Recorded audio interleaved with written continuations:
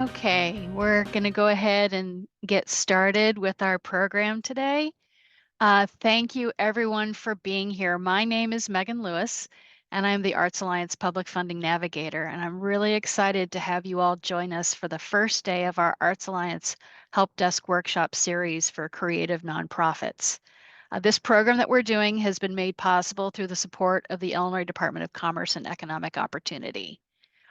For anyone who's joined us recently, we're asking if you feel comfortable to introduce yourself in the chat to the panelists and the creatives here today. If you'd like to share your name, your pronouns as you feel comfortable, where you live in your arts practice. I do have a couple of housekeeping items before we start. We do have 2 ASL interpreters with us today. So if you would like to have that service, please pin them to your screen and spotlight them as needed. For today's program, we have 3 incredible experts talking today about some of the key things to consider when starting a creative nonprofit.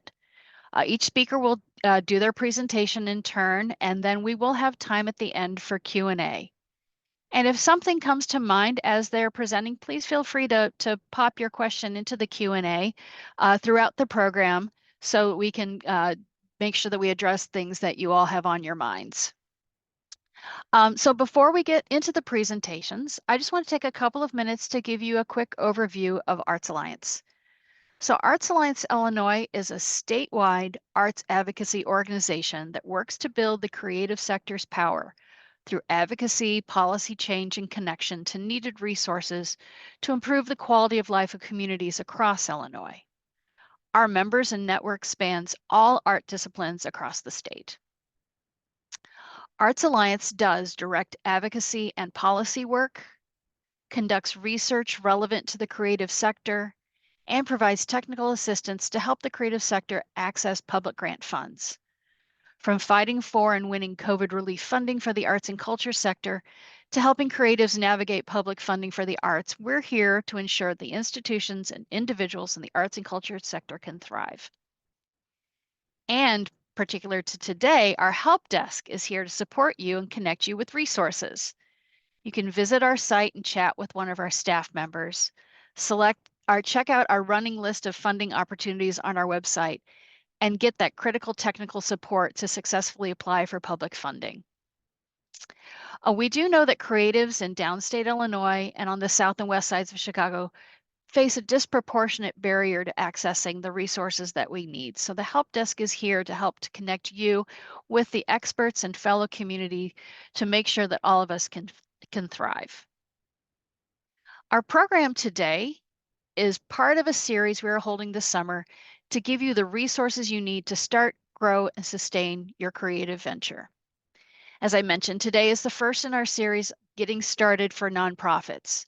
Recordings of our previous webinars will be available shortly on our YouTube channel.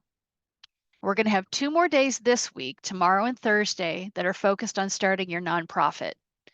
Make sure and keep an eye out for parts 2 and 3 of our series, which is happening in June, July, and September, when we'll have even more programs all about growing, sustaining your creative business or nonprofit with even more incredible panelists and fellow artists. So to get us started, our first speaker is Genevieve Kirk.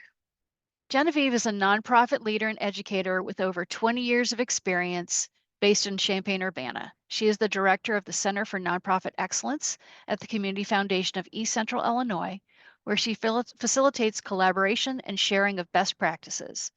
She is also an adjunct instructor in the School of Social Work at the University of Illinois. Genevieve is going to go over what's involved in starting a nonprofit in Illinois. So take it away, Genevieve.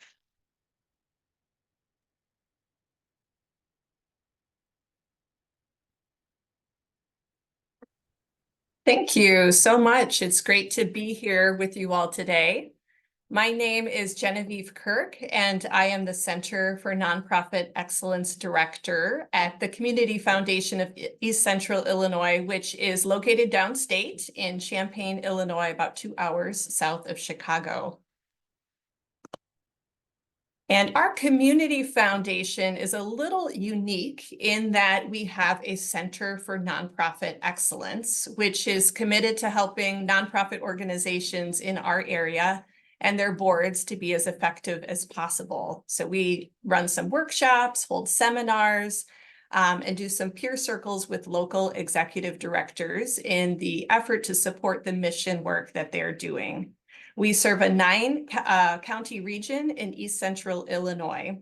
And we also run a community solutions incubator, which is for founders of new and emerging nonprofits in our area.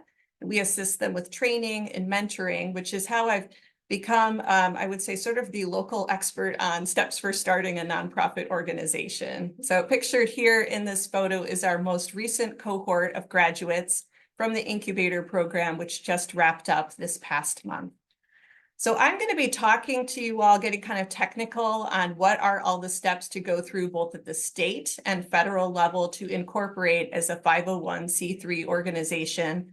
I did want to let you know I have all of this documented in a nice little 2-page handout, which I'll be sharing in the chat later. So don't feel like you need to furiously scribble down notes. We'll get to all the steps, but I'll just walk you through the process of steps to begin a nonprofit organization. And I did want to let you know all of my sources for this material I will also include in a slide at the end of my presentation. Some of these are books and good websites that you could reference at a later point. I did want to give the disclaimer, this is not a fully exhaustive list. It should not be taken as legal or financial advice. I share these steps for your informational purposes only, and I would encourage you to reach out to your local community foundation with any specific questions about nonprofit creation. So where I wanted to start today as we talk about why start a nonprofit organization is to answer the question, why would you choose to start a nonprofit versus a for-profit organization? So I'm going to run down on this slide some of the advantages and disadvantages as a launching point for our discussion. So in terms of advantages, well, the number one reason why most people might consider this form of corporation is for tax exemption. So organizations that qualify as public charities under the Internal Revenue Code 501c3 are eligible for federal exemption from payment of corporate income tax.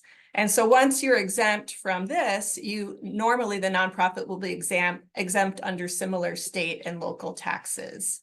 If the organization has obtained that C3 tax exempt status as well, then if an individual or company wants to make a charitable contribution to this entity, that donation would be tax exempt.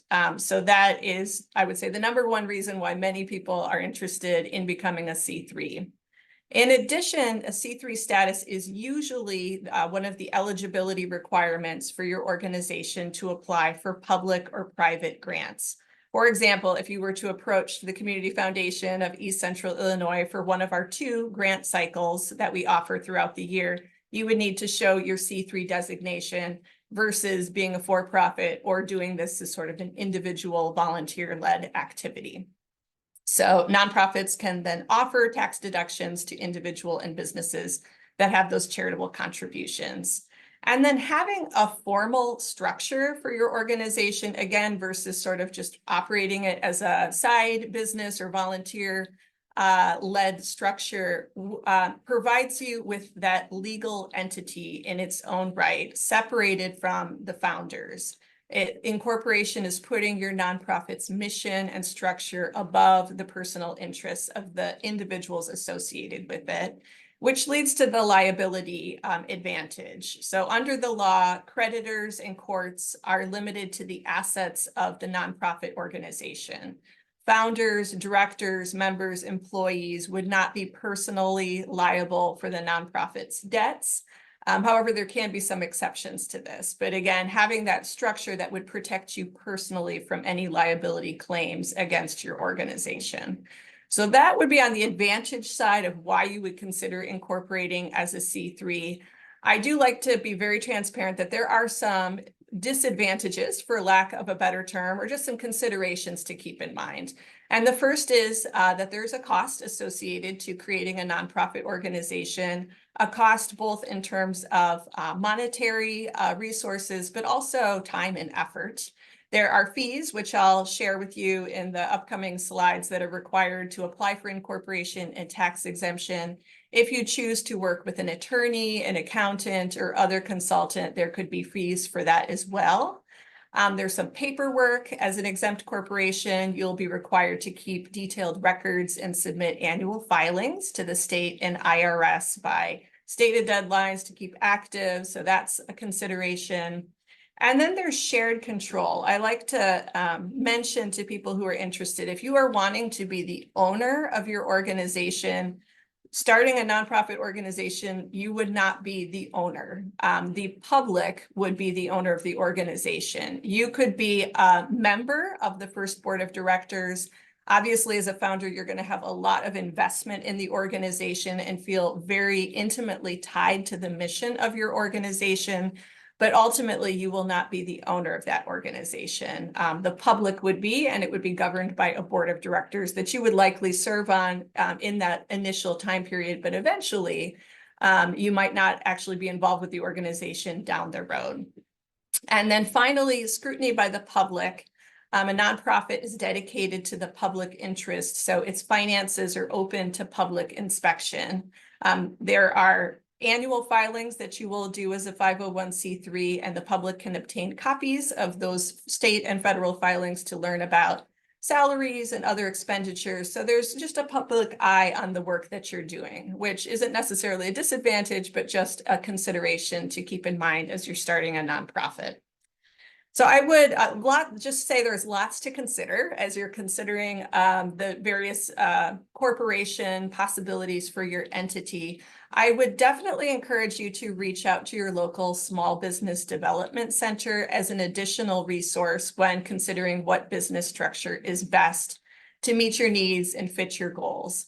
But assuming that you've made the decision to move forward with starting a 501c3, I'm now going to walk you through what those steps would look like. And the first one is researching and planning. So of all the steps that I'm going to share today, this is the one I'd encourage you to really sit on and spend some deliberate time asking yourself and potentially others who are going to be starting this organization with you.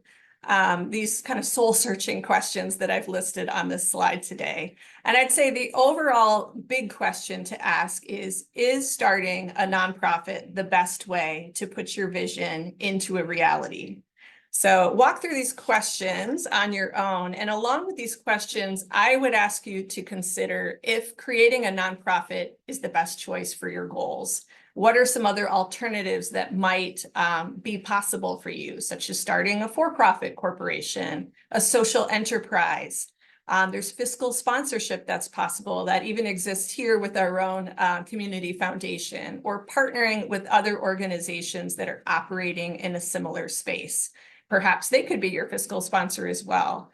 So I would encourage you to get to know other stakeholders who are already working on the issue, the creative issue that you're interested in. What are their programs and services? How is what you are proposing creating a unique value? Is there a way that you would want to partner with any of their efforts, or is what you're proposing so unique that it really should be its own organization?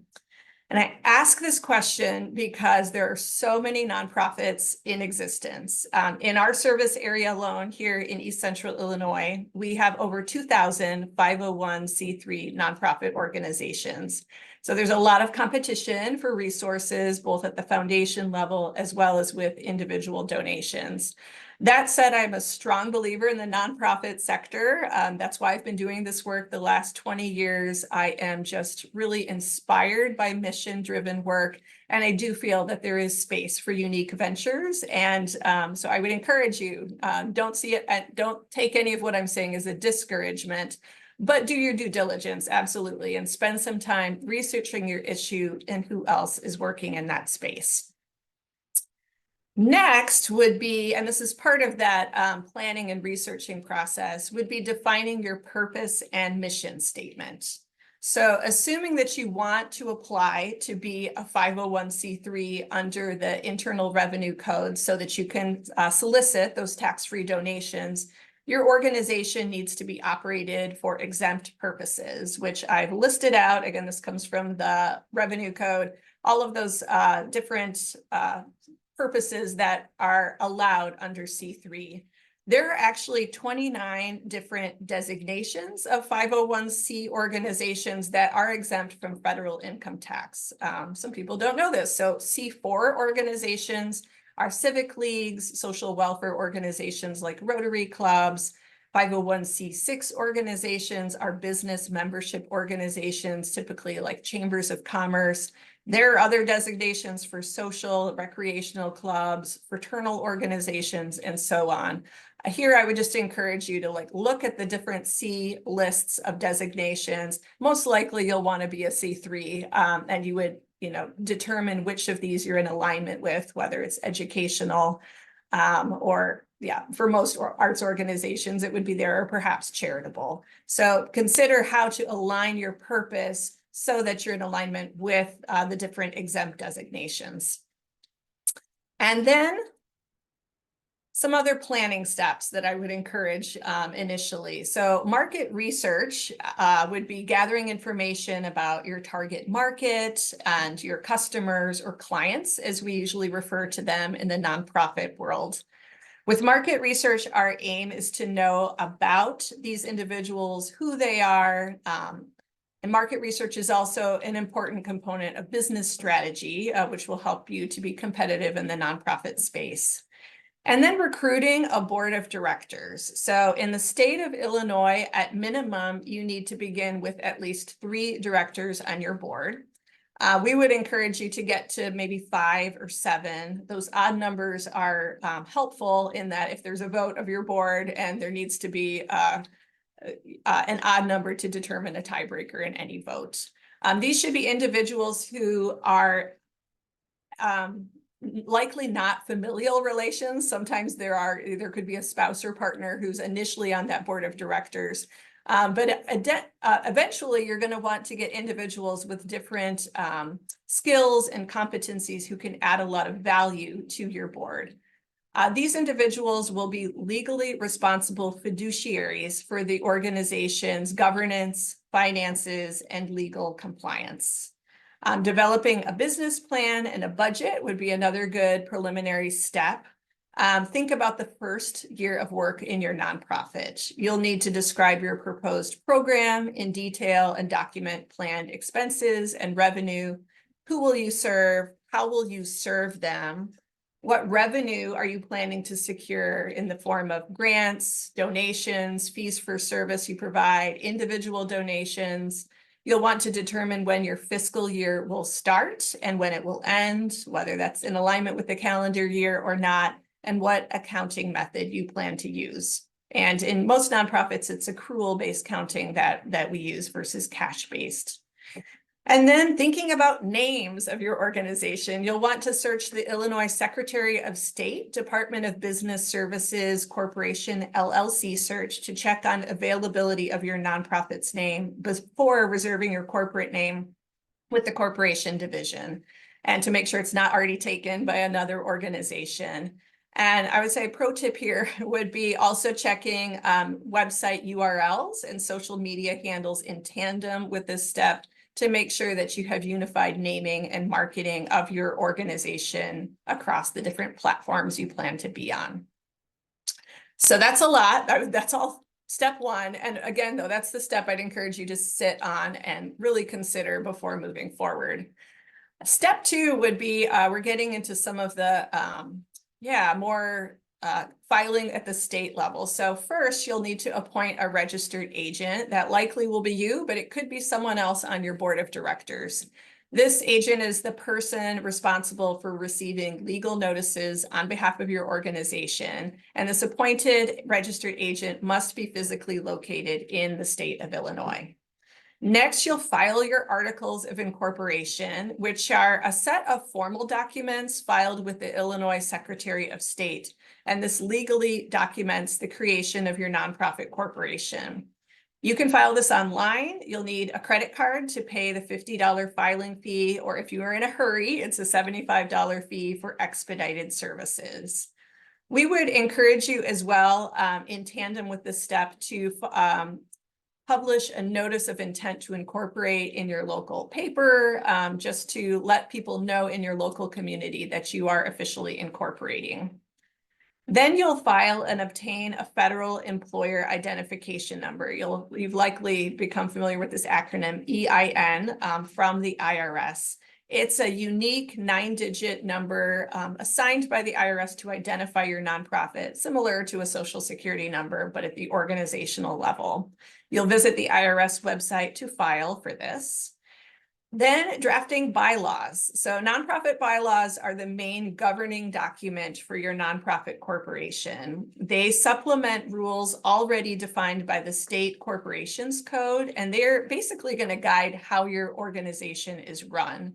When you pursue your federal tax exemption, the IRS will ask you to either attest to the fact that they've been adopted, or they'll request you to attach a copy of these bylaws to your application.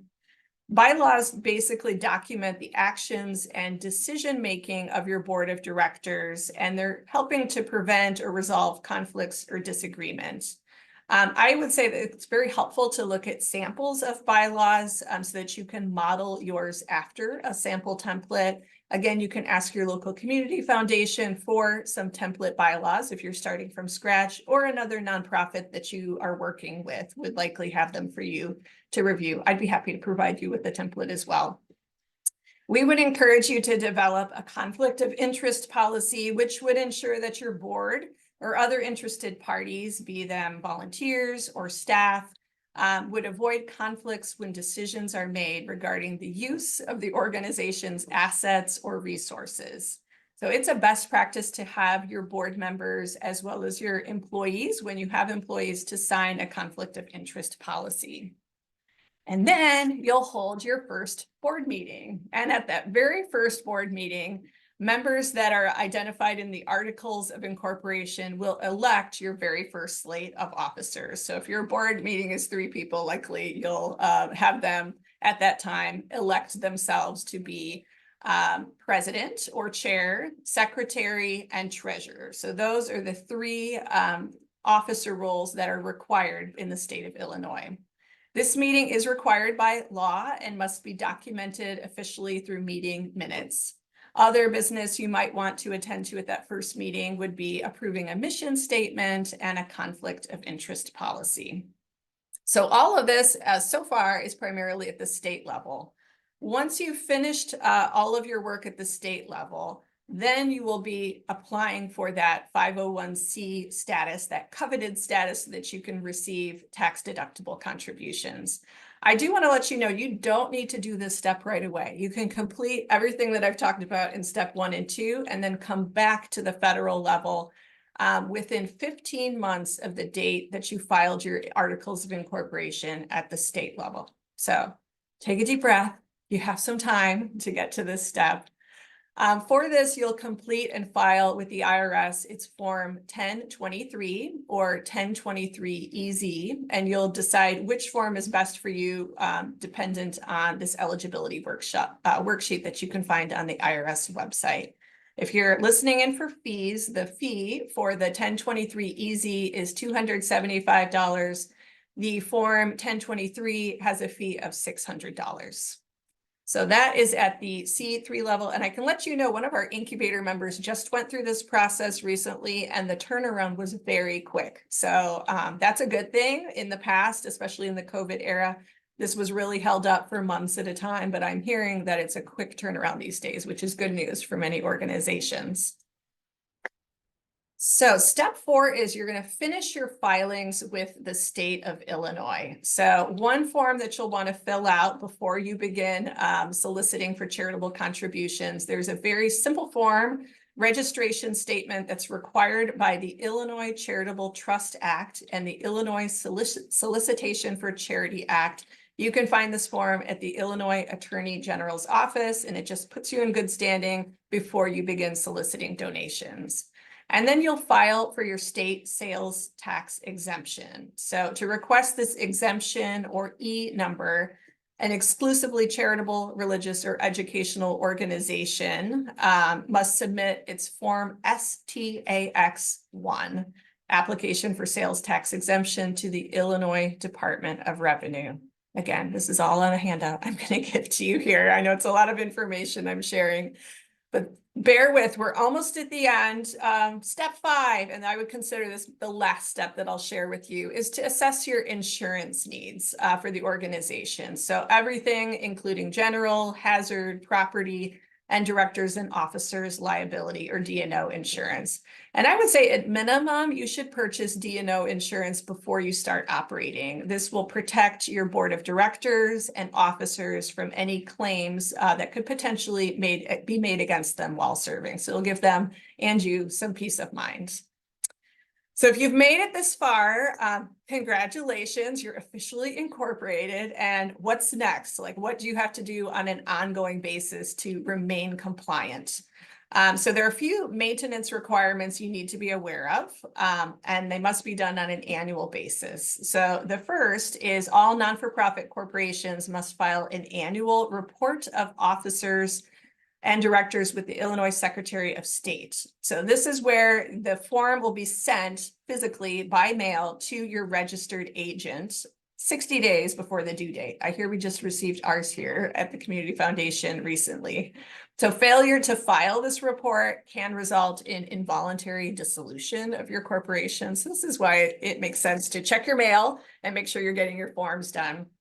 Step 2 is the IRS will require you to fill out Form 990, 990EZ, or 990N. So this form, which one you do depends on your annual gross receipts from the previous year, and it's due 4.5 months after the end of your fiscal year. If your annual receipts are under $50,000, you're going to fill out 990N, which is a very simple, tiny little e-postcard, and it's easy to fill out. So that is due each year. And again, these are the records that are available publicly where people can search for your nonprofit through guidestar.org or through the IRS to see that you're officially incorporated, and they'll see who's on your board, and they'll see who are your highest paid officers or directors. It's all public information and kind of on the up and up for public scrutiny.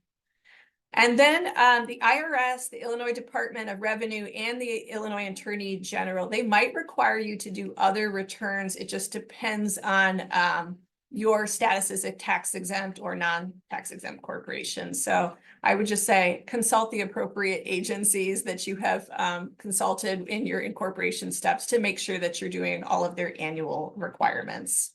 And then the fourth is to follow charitable solicitation disclosure and financial statement requirements closely. You can find all this information on the Illinois Secretary of State's website.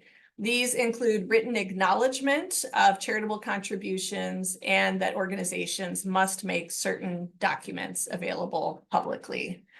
You might recall, for those of you who do charitable giving, any donation that's over $250 legally, you have to receive a letter back. It's like a receipt from the organization that it was received and how much of that was tax exempt. Usually 100% of it, unless if it's going towards, for example, charity gala or dinner where a certain portion would not be exempt. So you as the nonprofit will provide those to your donors. So I know this is a ton of information, and I wanted to share with you my sources. So I've taken the liberty of documented all of these steps that I've just shared in a little PDF that I'm going to pop in the chat here in a second. If you want to do a deeper dive on any of this, these are just some good materials that I would share with any nonprofit here in our local community area, as well as in the teaching that I do through the University of Illinois. Any of these are great resources. The book, How to Form a Nonprofit Corporation by Nolo, is intended for any geographical area in the United States, but it can be certainly adapted for the state of Illinois. And I believe I'm a little ahead of time, but I wanted to share with you my contact information. If you have any follow-up questions, I'll be here on the early part of the Q&A. I want to just wish you the best in your journey to help others and serve your community. If the Community Foundation can be a resource to you, please reach out and connect with us. Thank you so much. Oh, thank you so much, Genevieve, for that primer, really, on all the things to consider when thinking about starting a nonprofit. And a reminder to everyone, if you do have any questions, please feel free to pop those into the Q&A. Genevieve is going to have to leave a little bit early before our program ends. So if you have something particular for her, please get it in there. Going to go right next to our next panelist, who is Robin Sembalist. Robin is a respected journalist and the former editor of Art News. She teaches art professionals on how to communicate effectively across all editorial channels. She's widely published in the art and mainstream press and is best known today as @rsembalist, the handle of her popular Instagram. So Robin is going to share her tips on telling your story on social media. Thanks for being here with us, Robin. Hi, everyone. Thank you so much for coming. I'm going to go right ahead and share my presentation, which just a thumbs up. See any pretty bird plates? Yes, nod. Great. As you heard briefly, I was a journalist for most of my career, including 16 years editing Art News, until 10 years ago when they sold it and I decided to reinvent myself. So I started a career where I was basically doing very, very similar work to what I did in the magazine, but instead of that, I was helping museums and nonprofits and art and galleries to write about their mission and their projects for a mainstream audience, because that's the only thing I knew how to do. Yeah. And here you see here a screenshot of my Instagram, for which I'm very well known, as we heard, which is a kind of a chronicle of my travels in the New York art world. So moving on, here is the main kind of like the main point of what we're doing here is this idea of marketing being sharing, not selling, because people don't want to be sold to. And in the nonprofit space, they don't want to be lectured to, right? This is a kind of thing we're reading the newspaper all the times, so we don't want necessarily a kind of arts-oriented nonprofit to come in on top of that. So what we're thinking about here, and again, this is kind of parallel. We saw the marketing concept in the earlier presentation. You got to have a mission that translates into a message or a blurb, as I like to call it, right? And you're going to use it in your spoken word. If you meet someone in an elevator in the famous scenario, or in press interviews, you're going to have it in your Instagram bio, even though it's only 150 characters, the website bio, the emails, and all of your pictures and design are going to be channeling that one message. That's marketing, right? As opposed to, say, advertising. So let's talk about crafting your message. First, we want to think about who are you, right? Because we have a story, everyone, marketing is storytelling and so on. So we got our founder or our team, right? So we have what I'm calling personal identity signifiers. Who are you? Where are you from? Where do you live? Do you have a national identity that you want to stress, cultural, gender, and so on? And then we're thinking about how we can express our creative practice or career, perhaps, before we did this, because it's all going to lead into it and seem like a logical thing. So that's the first part, the who am I, if you meet someone, right? Or when you first introduce yourself in your new nonprofit. Then we have, what do you do, right? We heard a lot of this just now, so that's awesome, right? Whatever your group is doing or providing, right? And we saw a couple different things in the comments. There's going to be some main questions, right, that we want to be able to share. Who's doing this thing? Who is it for? We heard that just now, right? What does it do? Right? Are you staging exhibitions, offering professional training, and so on? Overall value and impact. I'm going to come back to that. Distinguishing factors, right? If there's other people working in climate change, what are you doing differently? And ways to help. All right. Again, this has to be subtle. We have to be cool about asking for the money and things we need. So I will come back to that. Now, just because, it's a short class and I know so much about Instagram, I'm going to channel all of this through marketing your nonprofit on your Instagram. So first, we have our business profile. Now, I like to call the profile on Instagram the landing page and portal. Because if you're using all of the different parts of the real estate, right, you're taking on a lot of qualities of the website, except people like to stay on Instagram. So it's kind of nice, right? We have the highlights and so on.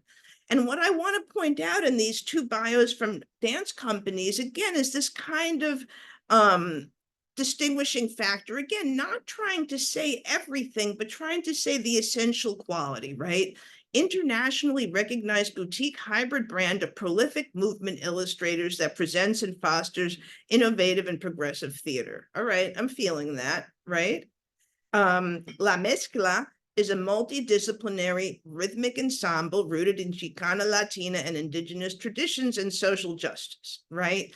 In both of these cases, it's kind of drawing you in. You kind of think, I want to know more. I want to know what that is, right? And as we're going to see, whatever you're promising here, right, which is channeling your website, hopefully, or your actual mission, but in this other kind of way, you're going to be illustrating in the grid, as we'll see.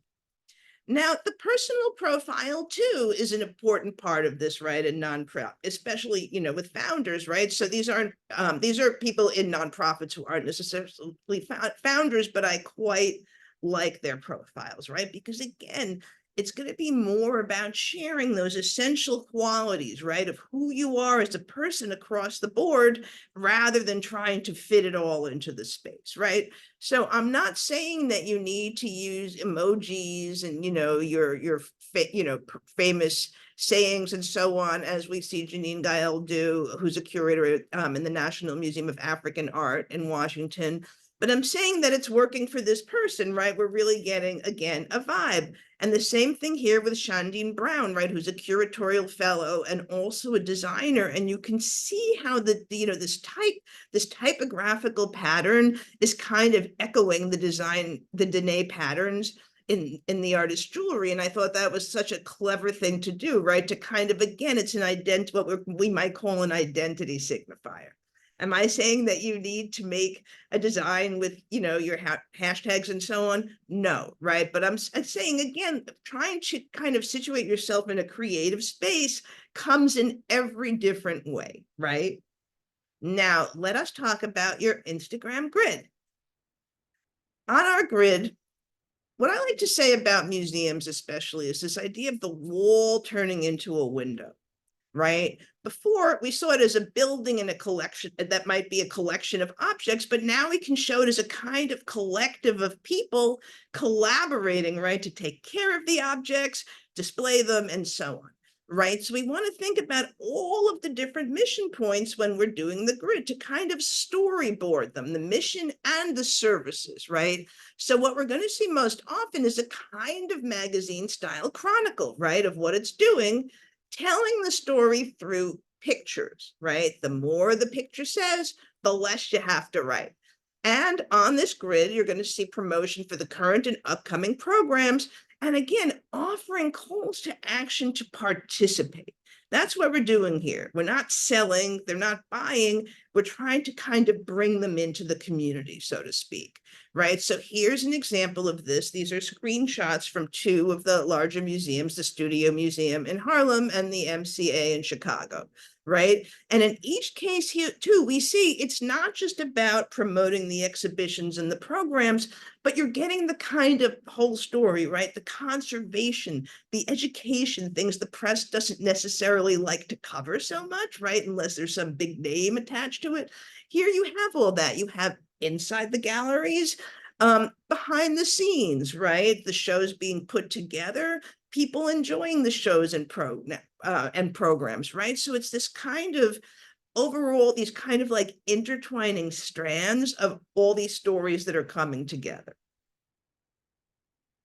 Design, shares brand, helps reader. So very briefly, in both of these posts, you can see how clearly every aspect of this is helping people share their identity and their content, right? Because we see in this one from the Museum of the African Diaspora in San Francisco, a backdrop, a photo set backdrop with the African national colors, right? Where it's almost like a photo montage. We get this food justice, this kind of activist design. And the same thing on the right. This is from Sonia Guignan-Saka during the pandemic. and homemade and online poetry reading, right? And we see this kind of font, this homemade font, and we see the names of the speaker in the protest signs. And again, I'm showing you this more as this kind of idea of this creative approach. Again, we're always talking in the nonprofit space, if we're in the arts, about this idea of using creativity to help this transformation. What are we doing there as creatives? That's kind of what we're bringing, right? At least one thing. So let us talk about connecting with the audience. This is super important, treating everyone like famous artists, right? Making audience part of the story. So sometimes we see in nonprofits, even in community ones, this kind of, like trope of the artist hero who's coming in, and there's really glorious, there's a photographer following them around, and then everyone else is like the background type of thing. So here we're thinking about, again, whatever we're serving or whoever we're serving or who's participating in any way, they become the subject, right, in our marketing. And here we see again, in different programs, people holding up things they made. So again, there's this idea of this creativity that's not elitist, right? It's not just the artist that you see in the museum or, on the dance floor or in the theater company. Everyone has this kind of creative sensibility. So we're helping to bring that out, right? And we're spotlighting it. User-generated content. Now, we've all heard a lot about this, right? And you see it all the time in marketing. Say a famous person wears a t-shirt, then that t-shirt maker would share it, right? So here we can really use this in a very interesting way. And here we see some screenshots from a number of different museums. So say that you're working in the museum and we're looking at the tags, right? Because they're tagging you, and there's thousands and thousands of tags, right? You can begin to select pictures that are conveying a very powerful message, right? Who's invited to the museum, what kind of experience you might have, how people might see themselves represented, right? Even in a way when the representation isn't in the DNA of the museum, the social media offers a space to provide different possibilities for representation, right? If it's used strategically. And then we have building visibility for people and causes. And I'm stressing these particular hashtags more than the kind of larger social media strategy, right? So here we have an artist. This is Jasmine Patheja, and she works mostly in India. And she has an organization that fights sexual violence against women. So what happens is that women go sleep in public parks, right? And they have photos and they post them. So again, they're making themselves part of the story, right? They become part of this larger mosaic. And again, we're thinking about how are the different ways that we can use our platform to build visibility for people and causes. Now let's talk about impact and results. Again, not to stress this too much, here are some posts from Laundromat Project. Again, you see this very kind of specific branding that's happening. And again, this constant idea that creativity itself is a transformative force for change, right? We're not lecturing people. We're kind of in the game trying to figure out collectively how to make something happen. What's in it for them? Now, this is a very interesting space, right, in the nonprofit space. And I just want to give you a couple of ideas about this in terms of people experience. It's the same thing I talk about when you're promoting art or exhibitions, right? And it's kind of the way that you think about your own content, what kind of a TV show you feel like watching, right? One that takes you away or one that puts you in the moment in the current event. So I just love this one, Delaware Art Museum. Did you know that working with clay can relieve stress and boost your mood? The tactile nature of clay is very grounding. Now, imagine drinking a warm beverage out of a cup you formed with your own hands. Come to our workshop. I just thought there were so many calls to action in there that were so appealing. And here too, we see the same thing. And I don't even want to read this one from Crystal Bridges. I just want you to look at the picture and see this gorgeous picture of the mother and the daughter, presumably, right, in this kind of parallel pose, both looking, again, you see that there's this action of the direction of their gaze to the artist, this kind of activity that you can do to take yourself away from it all. So that's one part of the experience. Then there's this. Now, when you're doing want to do marketing for nonprofits, it always pays to look at the, the kind of veterans who have really spent a lot of time and effort thinking about this. And I love Habitat for Humanity because you're going to see that kind of imagery, people collaborating. You're going to see there is, people building the houses, people with the houses. And each time you're seeing how it's helping the people who give, right? How giving gives back is huge in nonprofits. We are all people that want the same things, to help with our hands. And again, these stories of people coming together, working together, and so on. Same thing if you see some of the Meals on Wheels also has good ones, right? And then we have different kinds of action for calls of action to help. And this is very interesting because we want to be able, first time up, to ask for something maybe that's not money. How can they help that's not giving money? It might be bringing different materials, or here you see Materials for the Arts is giving you the little volunteer button, right? They're kind of bringing it in. Here we have the National Queer Theater really putting it out. It's not elitist. We're looking for people to come and join our board, right? It's not like the Guggenheim's doing that, right? So again, it's this kind of idea of building the community at the same time. And finally, the impact and results. Now, this is from Creative Time, right? I'm not saying that you need to put a lot of stats on your Instagram feed necessarily, but again, we see how the design and branding comes in, and these are beautifully thought out, right? In terms of audiences and different kinds of impact that are relevant in their space, right? So those are some of the kind of ideas. And finally, this. Share privilege, don't flaunt it. Sometimes people get in these situations where it's kind of, a community-oriented nonprofit, and then it's a super fancy party and everyone has champagne. And I always kind of stress this idea of making these events, again, about community and collaboration rather than a kind of elite group type of thing. So hopefully that gave you some information. And here is my end slide with my website, my newsletter link, and my Instagram at @Symbolist. So thank you for that. And over to the next person.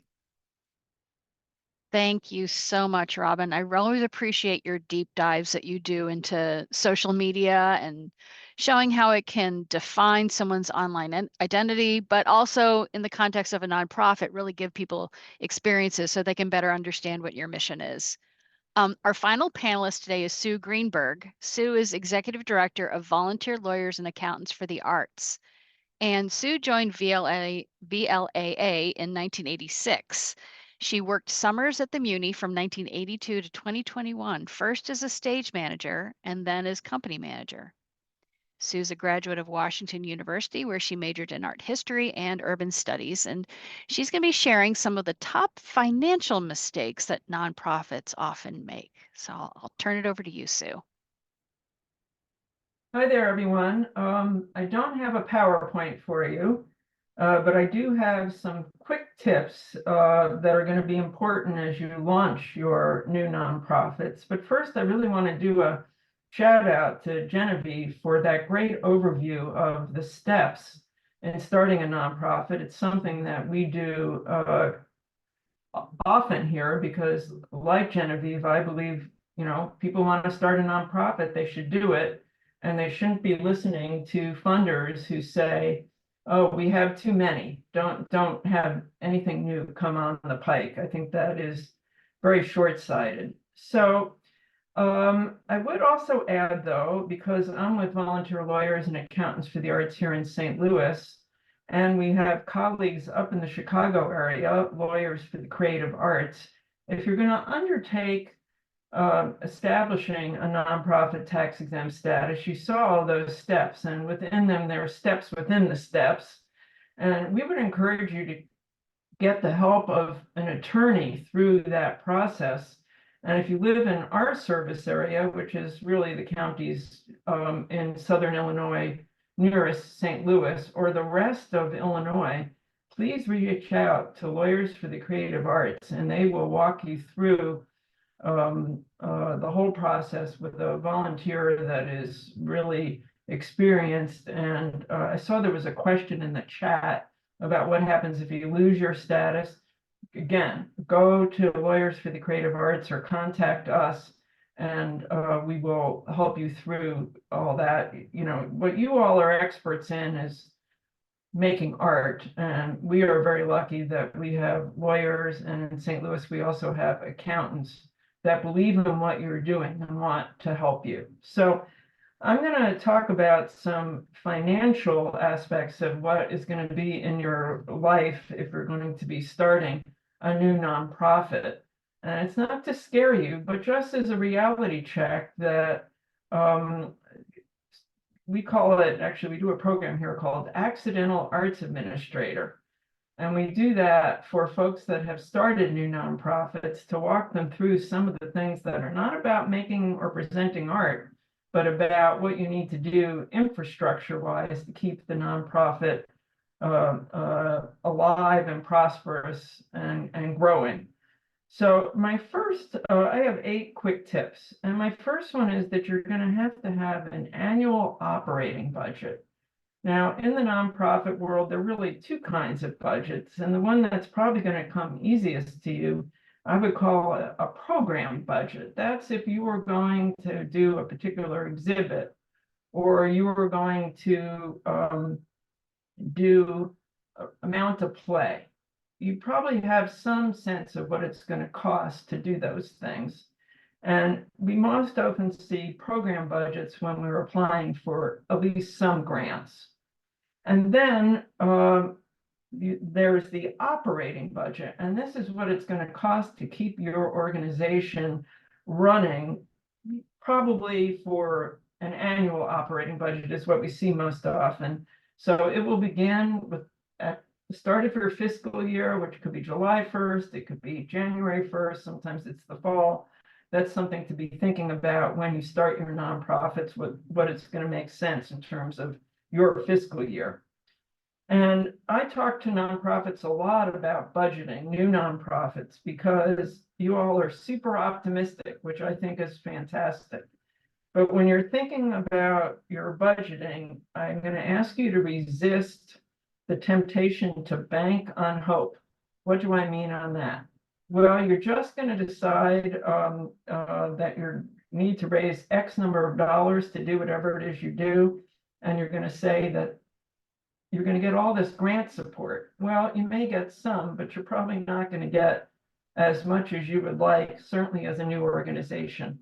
So you need to be realistic and think about in your budgeting where the money will really come from to do what you want to accomplish.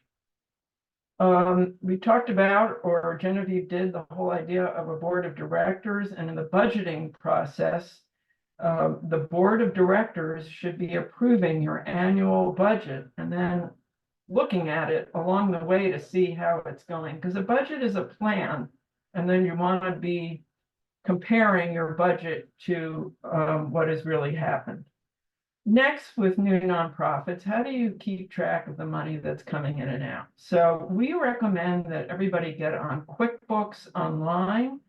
You can get that inexpensively through something called TechSoup. And once you get your tax exempt status, you can get on to TechSoup.org, and they offer a great discount on QuickBooks. And my hint on that is that you need to get help with the setup of your QuickBooks system, or you might never recover.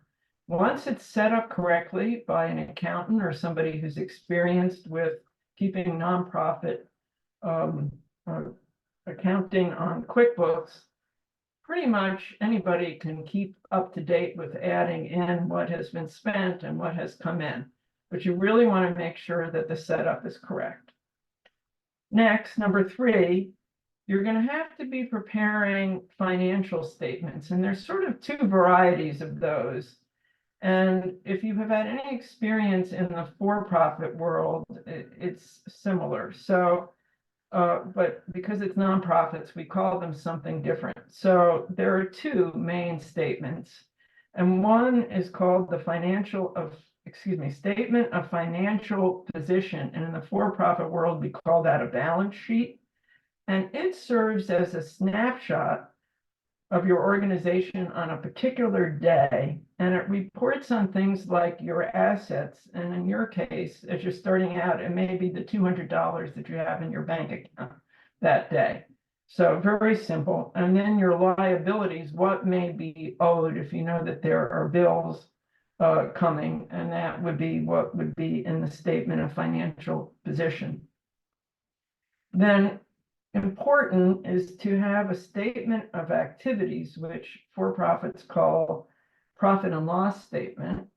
And that shows your revenue and your expenses during the reporting period. So circling back to comparing what's really happened with your budget and how things are going. So there's time to adjust. Maybe something is doing a lot better than you anticipated, or maybe you're seeing that you're not in line with what you predicted, and you're going to have to do some adjusting, like maybe, I don't know, cutting your costume budget for the next show if you're way over, so that you can end your fiscal year in the black instead of in the red. I'm glad that Genevieve mentioned this, but I call it something else. And this has to do with filing your IRS 990 form once you have your tax exempt status. And we find that almost every new group files the 990N, which is super easy. However, groups that are run by all volunteers, somehow things get lost in the shuffle, and that form doesn't get filed. And when it doesn't get filed for 3 consecutive years, the IRS yanks away your tax exempt status, and you have to begin all over again. Now, we hear about it all the time, even though I warn folks. And my sort of call to action is, don't make me cry, because when I hear that somebody has lost their tax exempt status because the form hasn't been filed, it's a lot of trouble to reinstate, and it's easier just to spend 10 minutes a year to file the form. And the instructions are widely available, and if you can't find them, reach out to us or to lawyers for the creative arts, and they'll help you. So you don't need an accountant. It's 5 minutes or 10 minutes at the most. It takes the longest to establish that particular account with the IRS, and then it's super easy. So one of the things I suggest to new organizations that are run by volunteers is to set up something like a Dropbox folder that board members have the password, and on one document put these key dates and what needs to happen to keep the organization in good standing, and probably in that document some key passwords so that it's not all on one person, to make sure that you can keep the organization afloat and you can share the drudgery, whereas most of you are wanting to just be concentrating on the creative endeavors. Speaking of that, what to do about a board treasurer? So the people who join nonprofit boards do so because they believe in your mission, and that's what we want. And they are not really especially interested in financial oversight, or you may find not so interested in fundraising, both things that we really need to keep organizations running. So if you were looking for a board treasurer, the first thing you need to know is you don't need a CPA. You just need somebody who is going to pay attention to the organization's finances and be willing to explain what's going on to the other board members and bring them along, because I believe that every board member should have a general understanding of your organization's financial life, and the only way to do that is to talk about it at every meeting. So there should be regular financial statements. There should be a culture of encouraging questions, and not just saying, oh, thank goodness we found a board treasurer, the rest of us don't have to pay attention. It's everybody's responsibility. And one thing you can do is make sure that the board treasurer knows that they're not signing up for life. And you want to have somebody else in the wings to take that over down the line so that it's not all on one person. I think about my board meetings and of course, we have accountants on our board, that makes it easier. So when the financial statement is presented, you know, they are, you know, if we're in person, they are holding it up and looking at every line item. The artists on our board get up and get more coffee. And the lawyers, who are always multitasking anyway, are sort of doing something else. And that's not good practice, but I think you're going to notice that. And so you have to be remembering it from the beginning, because you'll only start once, that everybody's going to pay attention to the finances of your organization. A couple more points, and I'm up to number 6 of my 8 now, and that is you need to have some sort of system, and it can be very simple, of what is known as internal controls. And that basically means that more than one person is involved in looking at various transactions, what's coming in, and more importantly, what's going out. And it reduces, if you have some internal controls, it reduces the chance of mistakes or waste of hard-earned funds. And yes, embezzlement happens. And in my tenure at Volunteer Lawyers and Accountants for the Arts, we've had 3 heartbreaking cases, not much in all the years, but it does happen. So the guiding principle is called segregation of duties. And ideally, you split some stuff up. In reality, what you want to do is have some sensible procedures that aren't burdensome, like not running around town to make sure that 2 people sign a check. That's stupid. Because the bank isn't even looking at that to see who has signed the checks. But again, something simple you could do is make sure that more than one person looks at the bank statements every month, and that more than one person looks at the credit card statement if the organization has a credit card in its name. And so we do that in my organization. It works well. And the person that looks at the credit card statement, in addition to the bookkeeper, our treasurer looks at it and knows that I have not purchased a plane ticket to Paris on the Volunteer Lawyers and Accountants credit card. So those are simple internal controls. Next, if your organization hires anybody that you pay more than $600 in a calendar year, I'm not talking about employees now, I'm talking about if you have a set designer or some teaching artists who are going to be on a contract, you're going to have to issue a 1099 to them in January. And to be prepared to do that, you need to get their contact information, and which includes either their Social Security number or their EIN, when you are working with them. So if you hire somebody at the beginning of the year to do a job for you, make sure you're collecting that information so you're prepared the following January and not having to chase them down to issue the 1099. And copies of those, some of you have probably received those. Now you're going to be on the other side issuing them. Those go to the IRS, and the IRS is wanting to make sure that the folks that are paid as contractors settle up. So there is a paper trail. And then finally, and where I began with this idea that you are now, if you go ahead and do this, accidental arts administrators, and that the business side of running your arts organization comes along with the creative work that is your passion. So if you have questions, I'll be happy to answer them in the next segment.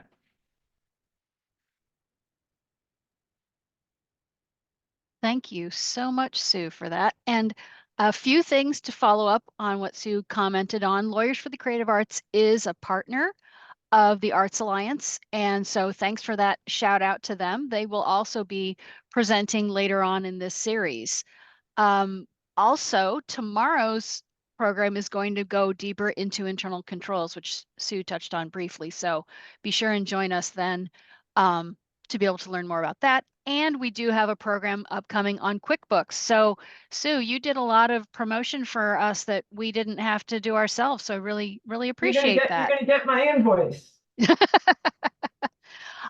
One question is you know, you hit on a lot of these tips that nonprofits need to kind of keep in mind for their financial health and well-being. Do you have a handout that kind of summarizes those top things that you mentioned? Well, I guess I could put something together and then you could get it out to folks. That would be terrific. Great. Let me check and see what we've got. We've got some questions that have come in. I think one of the first ones was someone was asking, I think this is for all of the panel, is there an incubator that you know of in the Chicago area, or an incubator that would be available for folks to just kind of walk through this process of getting started with a nonprofit? I wonder if Genevieve, you might know of somebody up in this neck of the woods. I wish I did. I do not, to be honest. I do know that there are some industry-specific incubator programs, but they're not specifically focused on arts organizations in the Chicago area. There's the Hatchery Chicago, which is more food and beverage, food sustainability programs. I did look a little bit at a virtual incubator that is out in Los Angeles called Mockingbird Incubator, which I liked what I saw of their programming. So maybe that could be a virtual opportunity. And then I do know University of Chicago has an accelerator program, so different from an incubator, but that assists nonprofit organizations primarily on the south side of Chicago.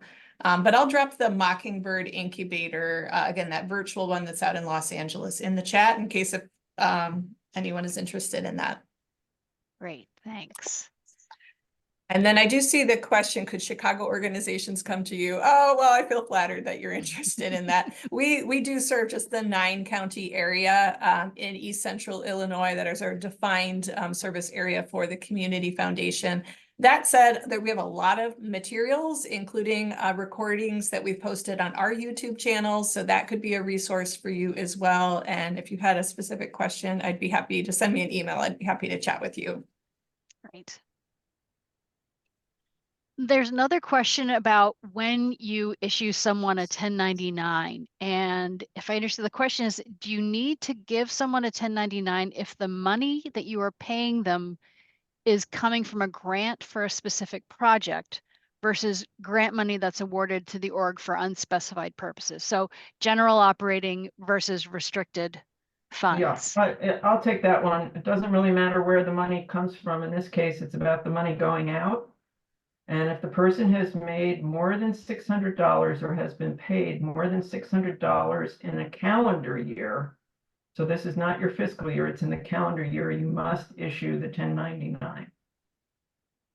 Great. Another one that's come in about many nonprofits will have at least a couple of part-time employees. Can Sue or Genevieve talk about the general state and federal requirements for employees, FICA taxes, workers' comp, unemployment insurance, etc.? That me or you, Genevieve? All right, Sue, yeah, that's not my area of expertise. Well, it's not my area of expertise either. And by the way, I didn't do my disclaimer that I'm not a lawyer or an accountant. I've just been living in this world a long time. But if you're going to get into the world of payroll, again, I would encourage you to sit down with somebody who has that expertise. It can be done through QuickBooks. There's some other ways to do that online. And most of us have had jobs where we've been paid, so you know what happens. The money, when you get your paycheck, you open it up and you see that money has been withheld to be sent to the federal government and the state. And so that's part of issuing payroll. And then in Illinois, where the rules are, I should say, more employee friendly than they are in Missouri, you're going to have workers' compensation insurance as well. So if you get to that point with employees, I would sit down with somebody who has that expertise and make sure that you're doing it right. Right. And to budget for it. Yes, very important to remember that. Okay, we have another question about how lots of people want to start a nonprofit because they really love arts and culture and they want to do this to, benefit themselves and others, but they don't necessarily know the people with money to be able to start their boards or to do the development work in general. So, what advice do you have for folks who are in that position of they have the passion, but they don't have the money that they need or the supporters that they need at the time? I would say it's a lot of networking and relationship building, and you can start very small. I mean, most organizations aren't going to have those initial contacts, but one interaction can lead to a next interaction. And it's getting the right people on your bus, your board of directors to begin with. I wouldn't scare them into, you're going to be fundraising for the organization, but even within their circle of contacts, if they can be an ambassador for the organization, those small interactions will incrementally lead to developing your development and resources for the organization. But getting in front of the right audiences that do have interest and where they get passionate about your cause, those are initial steps to starting and developing your donor base. I would add that if you look at the statistics that are readily available about where nonprofits' budgets come from, and I don't mean ticket sales, I mean what is called unearned income. Earned income would be ticket sales or admissions or tuition. Unearned income, the bulk of it comes from individuals. So I would start from the very beginning trying to build a network of individuals who might give you 25 or 100, or hopefully someone will give you $250, whether they end up joining the board or not. Because those people, if they like what you're going to do, are going to stick with you pretty much forever. And they may give you more money as time goes by when they get more turned on with what you're doing with your artistic programming. And what happens, this goes back to the banking on hope comment that I made, is people think, oh, they're going to get these grants.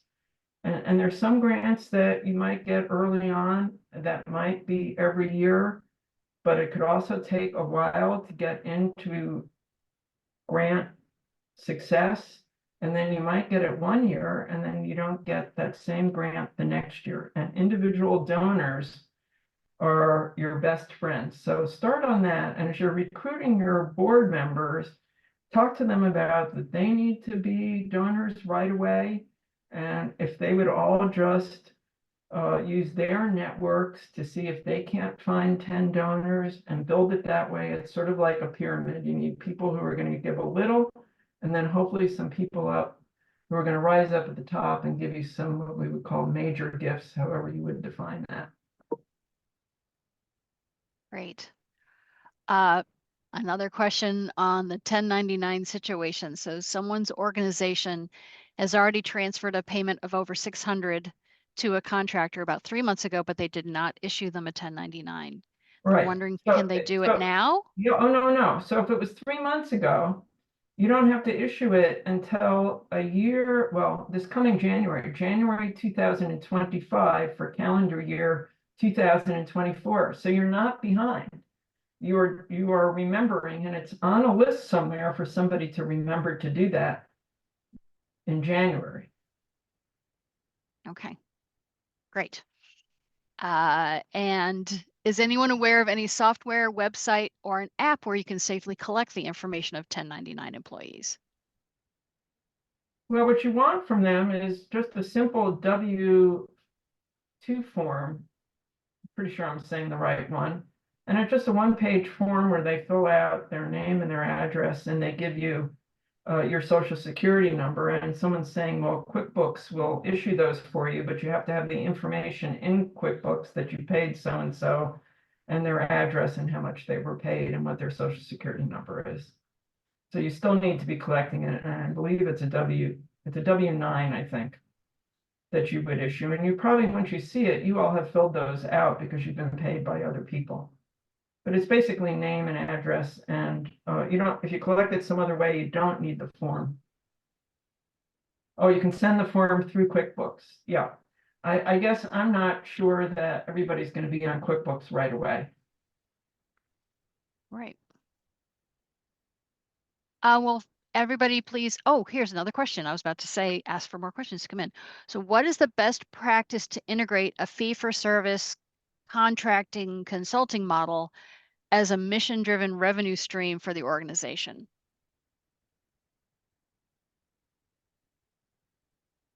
I'm afraid I don't quite get that. Does somebody else want to take a stab at it? I think there, if I'm understanding this correctly, it's sort of they want to figure out a way of what's a fee for service activity, I guess, that fits into a mission-driven organization versus a for-profit organization. Oh, well, I mean, if you're paying, I come from the world of theater, so I tend to use those examples. But if you are producing a play and you pay the set designer a fee for doing the set, then that would be something that would be followed up with the 1099, assuming that you paid them more than $600. So it's fine to pay people. Your mission is not to be, I don't know, living on a shoestring. Your mission is to produce the art, and that often entails spending money. Thanks for joining us, Genevieve. I know you have to run. Really appreciate that. We do have a question here for Robin. How separated should the personal and the organization's social media be? And do you recommend cross-posting? Yes, thank you for that. Is an excellent question. So I do not love cross posting because I think there's going to be people who follow you and the organization, right? So it's kind of thinking again, how can I tell a story, right? We have all this time to kind of share the story behind the scenes, right? Spotlighting our own experience, demystifying what's happening, sharing it in a certain way. So I would kind of go that way and look to use it to share more about you as a person and your interest and the organization, and, cross post from time to time, but otherwise I would mix it up. I hope that answers it. Great. Let's see, another question about, I know there are art foundations and art nonprofits. Are there any defining factors we should know to avoid confusion or operating in the middle ground?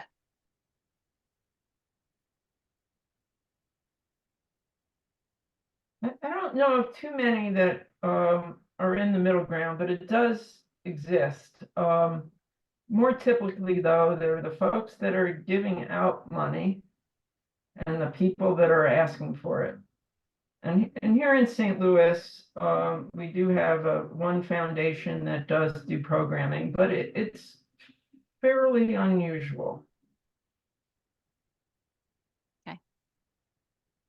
I think we have time for about one more question, and this is still a clarification on the fee for service, and I think this is more the idea that can a nonprofit also provide consulting services for a fee as a absolutely. program offering? Okay. Oh, yes, that you should, and if you can, because that is another source of income for you, earned income. If you're the expert and someone wants to hire the nonprofit, go for it. That's fantastic.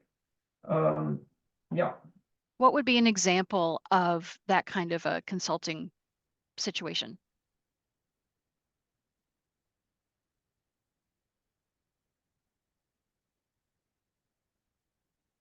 We had an art fair here that did some consulting for an art fair actually it was in Illinois, and talking about how it was that they got the numbers up in terms of from the marketing side, but also in getting the word out to artists to be part of the art fair. Great. Yeah, all that expertise really needs to be shared. So I just want to say thank you to all of our speakers for today and to everyone for spending your morning with us. I'm popping into the chat the link to our help desk. So if you have other questions that come up after this program or things that you feel you need more clarification on, please reach out to us on the help desk and we will see what we can do to help you get answers to your questions. We also want to get your feedback on this programming and to see how well we've done and to see if, how we can improve it and change it and new things that you want to learn about. So I've just popped a jot form into the chat for you to fill out this quick survey. And then my final shout out plug is for the rest of our series. And so I'm popping in the Eventbrite link. And you can sign up for days 2 and 3 of this series about starting your creative nonprofit. And just a reminder, we will have a recording of this program available on our YouTube page shortly, and you can also see our past programming there as well. So tomorrow, as we've gotten a little highlight of, we're going to be covering budgeting, financial controls, and understanding your nonprofit's financial health. And Thursday, we're going to have a creative nonprofit leader roundtable where folks who have been in the trenches will share their experiences and their lessons learned. So I really hope that you can join us for one or more of these programs. Thank you again for everyone for being here today, and have a great rest of your day. Thanks. Thank you. Great to meet you all.